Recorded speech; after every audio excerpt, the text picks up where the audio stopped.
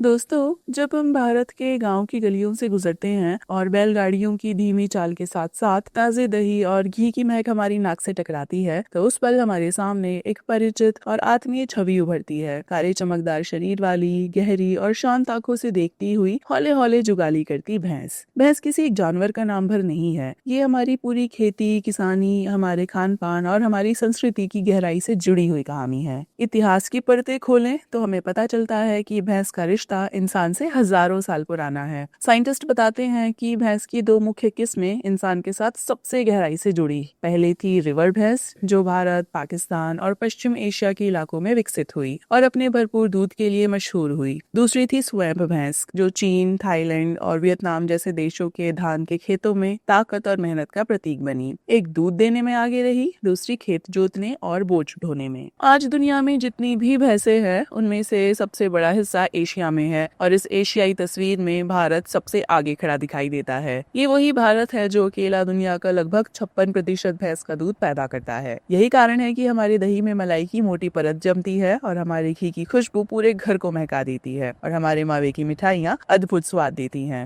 अब अगर भारत की नस्लों की ओर देखें तो हर इलाके ने अपनी जरूरत और मौसम के हिसाब से अलग अलग भैंसें पाली और संजोई। हरियाणा और पंजाब की धरती पर पली मुर्रा भैंस इतनी मशहूर है कि उसका नाम सुनते ही हर किसान के चेहरे पर चमक आ जाती है। इसका शरीर गाढ़े काले रंग का होता है, सींग छोटे और घुमावदार होते हैं और इसकी दूध देने की क्षमता इतनी ज्यादा है कि इसे एशिया से लेकर यूरोप तक कई देशों में भेजा गया। गांव में अक्सर ये कहावत सुनाई देती है, मुर्रा भैंस घर में हो तो बरकत की कभी कमी नहीं रहती। इसके बाद आती है चंबल के किनारों पर पाई जाने वाली भड़ावरी भैंस, जिसका दूध इतना गाढ़ा और वसायुक्त होता है कि उससे बना घी और मावा अलग ही सुगंध और स्वाद देता है। गुजरात की धरती पर महसाना और सुरती भैंसें किसानों की साथी बनी, जिनका स्वभाव शांत और दूध संतुलित मात्रा में देने वाला है। महाराष्ट्र जैसे सूखे इलाकों में नागपुरी और पंढरपुरी भैंसों ने किसानों का सहारा बनकर कठिन हालातों में भी अच्छा दूध और मजबूत सहनशीलता दी। दक्षिण भारत की नीलगिरी पहाड़ियों में तोड़ा भैंस पाई जाती है, जिसे वहाँ के तोड़ा आदिवासी अपने परिवार के सदस्य की तरह ही मानते हैं। वहीं पूर्वी भारत में स्वयं भैंसें खेत जोतने और धान के गीले खेतों में काम करने के लिए सबसे उपयुक्त साबित हुई। भारत से बाहर भी हमारी भैंसों का असर दूर दूर तक पहुंचा। इटली में जब भारतीय रिवर भैंसें ले जाई गई तो वहाँ एक नई नस्ल बनी, जिसे मेडिटेरेनियन भैंस कहा गया। इसी भैंस के दूध से बना मोज़रेला दी बुफाला आज पूरी दुनिया में सबसे बेहतरीन चीज माना जाता है। भैंस ने हमेशा सिर्फ दूध ही नहीं दिया, बल्कि खेती और घर गृहस्थी में अपनी ताकत भी लगाई। खेत जोतने हो, बैलगाड़ी खींचनी हो या घर का चूल्हा जलाने के लिए गोबर देना हो, हर जगह भैंस ने अपनी भूमिका निभाई। यही वजह है कि गाँव में अक्सर ये कहा जाता है कि भैंस घर में हो तो घर की बरकत पक्की है। इतिहास में भैंस ने सिर्फ कामकाज नहीं संभाला, बल्कि उसने भावनात्मक रिश्ता भी निभाया। किसान इसे परिवार जैसा मानते आए हैं, इसके बच्चों को दुलारते हैं, इसके दूध को अपने बच्चों के पोषण का आधार बनाते हैं। यही वजह है कि भैंस और इंसान का रिश्ता सिर्फ जरूरत का नहीं, बल्कि भरोसे और अपनत्व का रिश्ता है। हालांकि आधुनिक समय ने चुनौतियां भी खड़ी की। बड़े पैमाने पर डेयरी फार्मिंग और व्यावसायिक उत्पादन ने कई स्थानीय नस्लों को खतरे में डाल दिया। धीरे धीरे कुछ नस्लें कम होती चली गई, लेकिन राहत की बात यह है कि सरकार और वैज्ञानिक संस्थाएं अब नस्ल संरक्षण पर जोर दे रही हैं, ताकि भारत की ये विरासत आने वाली पीढ़ियों तक बची रहे। दोस्तों, भैंस ने सिर्फ हमें पोषण नहीं दिया, उसने हमारी सभ्यता को स्वाद दिया, हमारी संस्कृति को पहचान दी और हमारी अर्थव्यवस्था को सहारा दिया। यही वजह है कि चाहे वो हरियाणा का किसान हो, यूपी का दूध वाला हो, गुजरात का व्यापारी हो या नीलगिरी का आदिवासी, हर जगह भैंस आज भी जीवन का अभिन्न हिस्सा बनी हुई है। आज भारत दुनिया का सबसे बड़ा डेयरी उत्पादक देश है और इसके पीछे सबसे बड़ा हाथ इन्हीं भैंसों का है। ये सच है कि ये भैंस सिर्फ हमारी थाली में मौजूद नहीं है, बल्कि ये हमारी परंपराओं, हमारी कहानियों और हमारी संस्कृति में गहराई से दर्ज है।